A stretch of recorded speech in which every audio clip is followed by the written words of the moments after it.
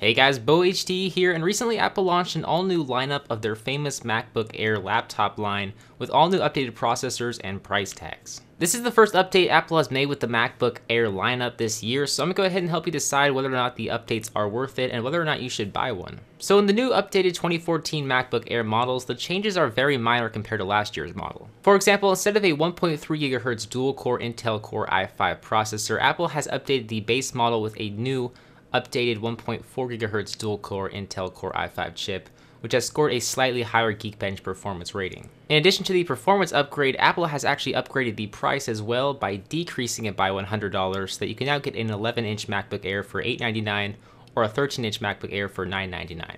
These new prices directly compete with many of the Windows Ultrabook competitors, so if you're in the market for an Ultrabook, the MacBook Air might seem more appealing. But the real question you might be asking yourself is, should you buy one or is it worth it?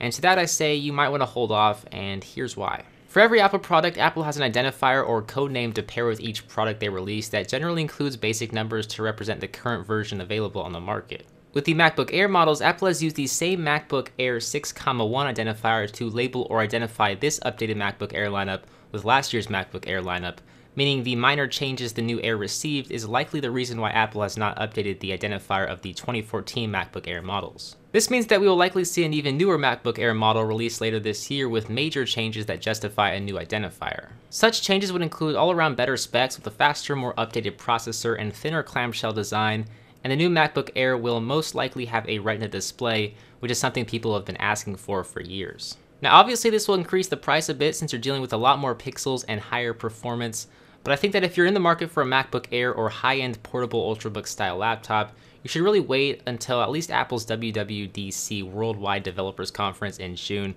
which is where they typically release many of their new updated products. But with that said, a $100 price decrease is a lot for an Apple product, so if you don't need all the pixels or latest specs, you might seriously want to consider the recently announced MacBook Airs. But if you could have one spec updated in the all-new MacBook Air, what would it be? Would it be the display, the processor, maybe the clamshell design? Let me know what you guys think by leaving me a comment right down below, because personally I'd really like to see Apple include an all-new Retina display because the more pixels, the better. But if you guys are new to my channel, don't forget to hit that little subscribe button right down here so you can stay up to date with all my latest Android and Apple tech coverage.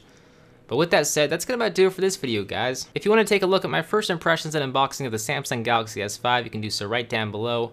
Or you can take a look at my first look and unboxing of the HTC One M8 if you're interested in two of the best smartphones currently on the market. But as always guys, I'm BoHD from How To and More. Thanks for watching.